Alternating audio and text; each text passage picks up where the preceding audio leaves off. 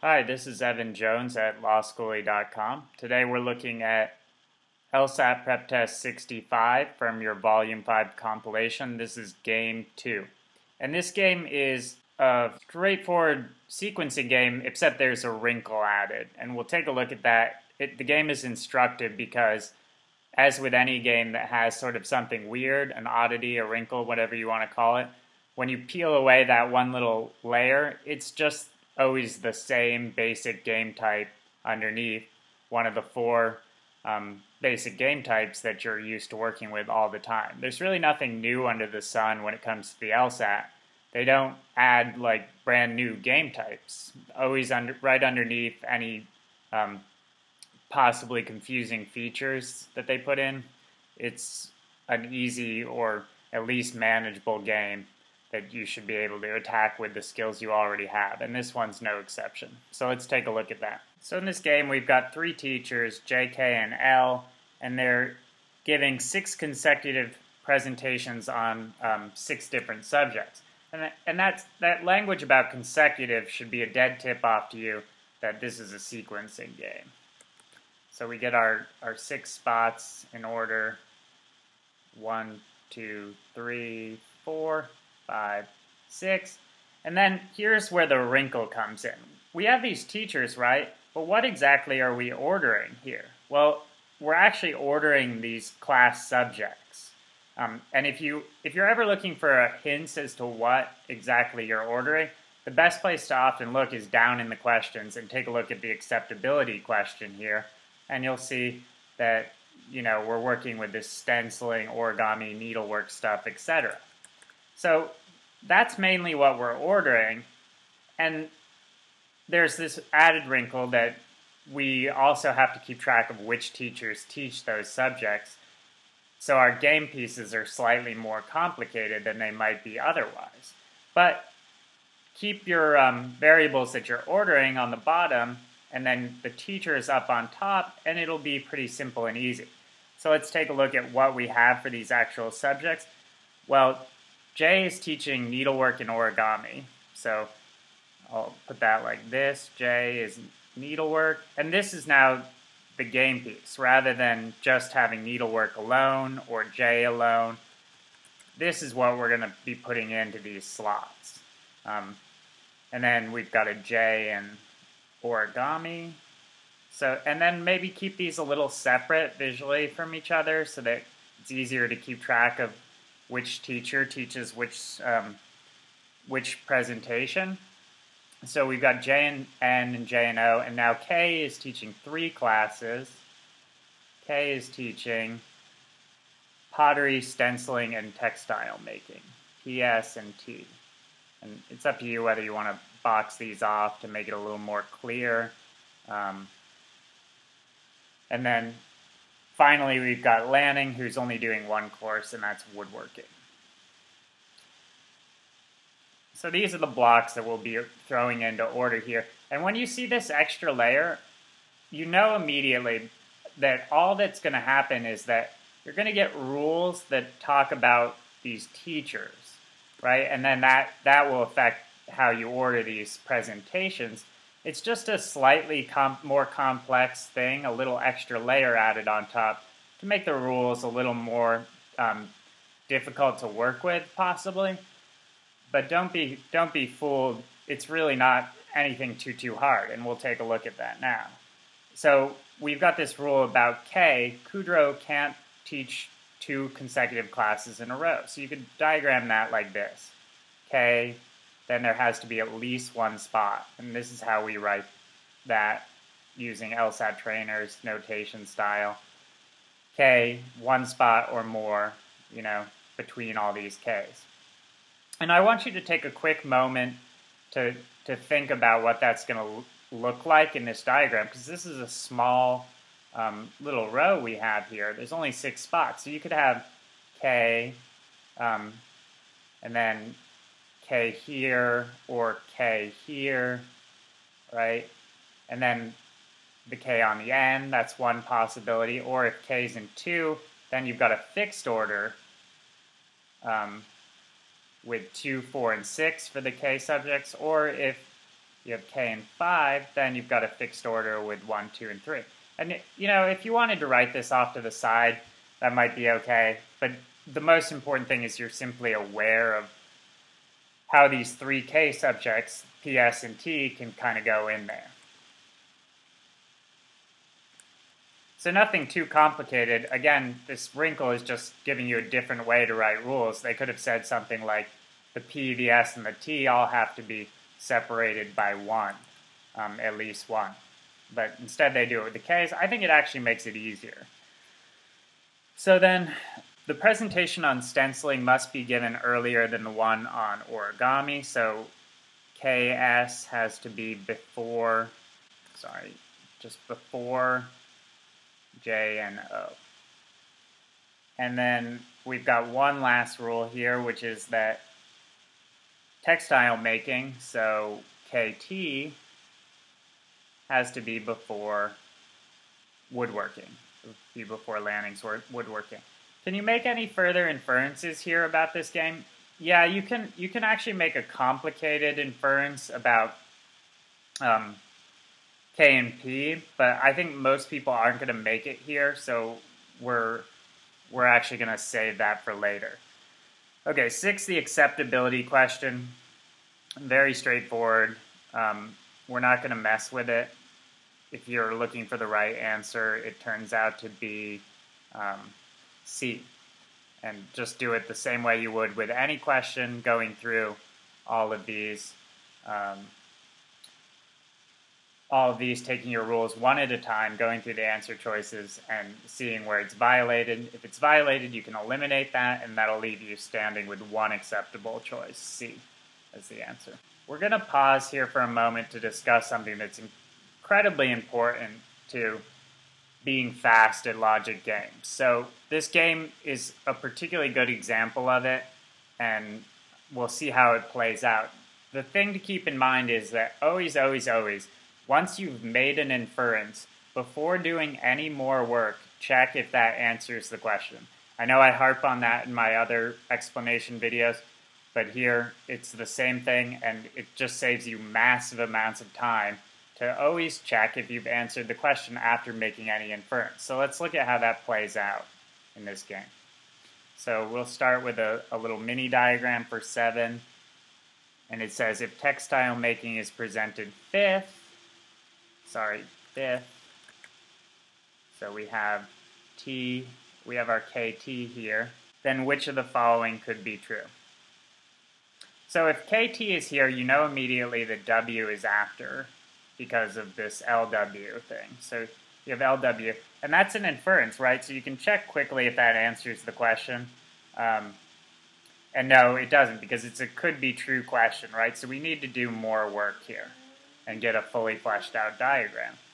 And let's look at the placement of our Ks now. Remember that ordering we talked about at first with the Ks? Well, when there's a K and fifth, the only way to space them out like we need to is to put them here and here. And you don't know which of the 2 remaining is going to be in which spot, so you can just represent that like PS and PS. Now this is a lot of work. Here I'm definitely seeing if I can answer the question with this. So what could be true? Needlework is presented 6. No, you can eliminate A because L and W has to be there. Pottery is 4th. No, pottery is either in 1st or 3rd, so B is gone. Stenciling 2nd. No, it's either 1st or 3rd. C is gone. And then we get to D. Stenciling is presented 3rd. Yeah, that's totally possible with this diagram. If you're not confident, you could just do a quick check. P, S, you'd have to have O here, T and W, and then your one remaining thing is needlework, which goes in here. Okay, so that gives you your answer D for 7. Okay, problem 8. I'm going to work right below my other mini diagram here. It says if needlework is first, which one of the following could be true? So we put needlework first, and then what do we do now? We know we're in this K order, with the only way to split up the Ks like we need to is here, here, and here.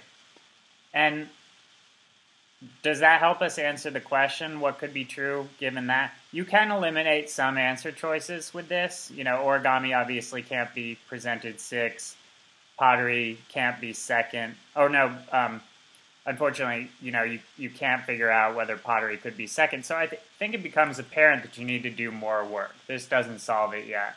And what inferences can you make here? This is a very tricky inference, but each of these, Ks and Kt, need to have something that comes after it, right? So they can't possibly be here. You put Ks here, then Jo would be off on the other side. That can't be any good, right? You put Kt here, and W would be hanging off the end, and that's no good as well. So the only one of the three K taught classes that can be here is Kp. And then, just like we had in this first setup here, you don't know what's going on with these other two S and T, you just know that they're in these spots. So with that diagram, I'm definitely feeling like I'm going to see if I can answer this question. It's time to go to the question, see if that saves time. Don't do any more work or thinking than you have to. And you can note here that no additional work is possible, nothing else can be nailed in stone, but I don't even check that. I just, I've made an inference. I'm going to see if I can answer the question with that work. So again, A, origami 6, not possible, cannot be true, so that's gone. We're looking for something that could be true.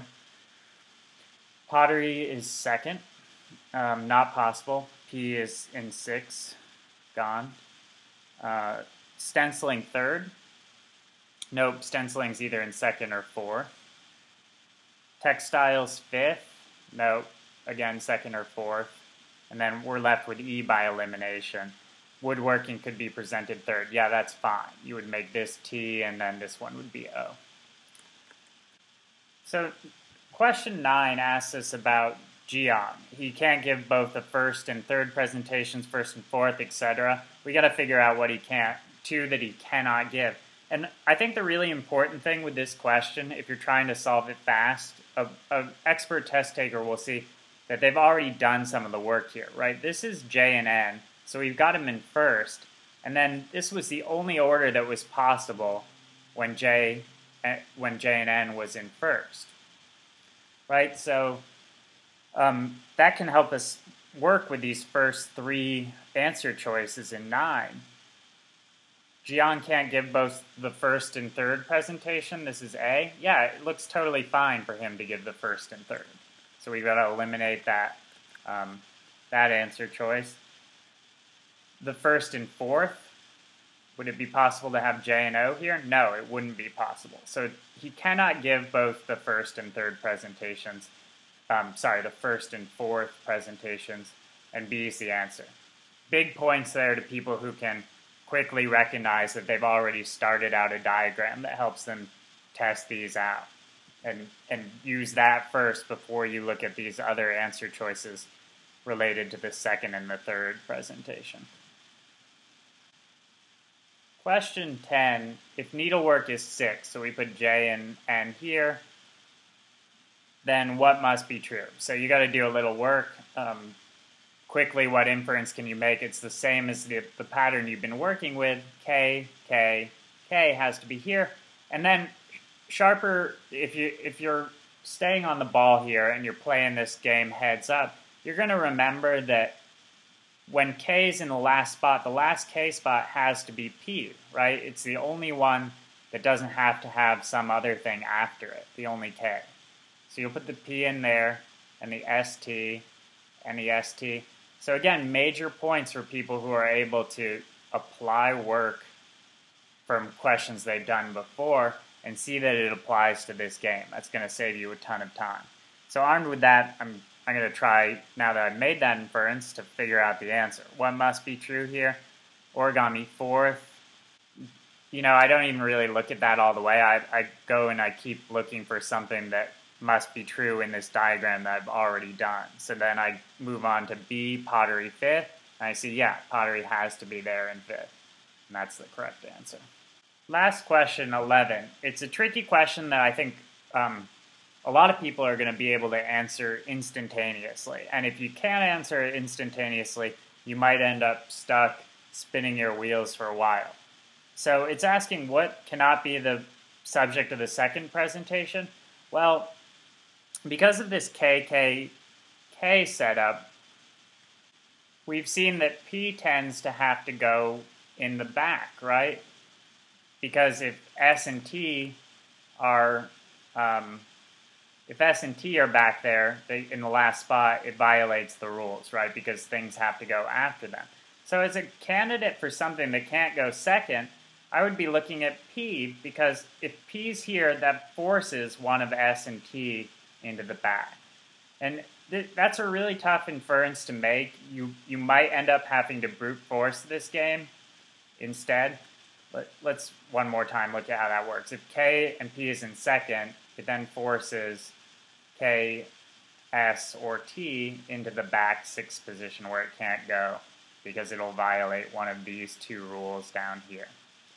So that leaves us with B as our correct answer, or sorry, C, pottery, as our correct answer. This cannot go in the second spot. If you had to brute force these and try it one at a time, that's going to be a much slower way to do this, but you should at least dismiss A and B out of hand, because those are relatively free variables. And this variable can go anywhere. So I hadn't circled it yet, but like you do when you notice that a variable is totally free and no rules affect it, circle it. And it's very difficult to get a situation where a free variable can't go somewhere. So immediately you should have been suspicious of A as the correct answer and just moved on. And then likewise B you can take out quickly, because that's a totally acceptable order in a lot of the things we've looked at up here, right? You could have OJ up here. And then you end up at C, and C then would be worth checking.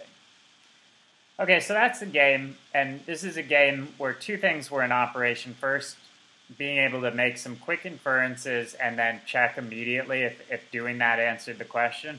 And then the second thing was recognizing when previous work helped you out. That was key with question 9, and it helped us save some major time. So try to apply those strategies to your own efforts. Okay, thanks.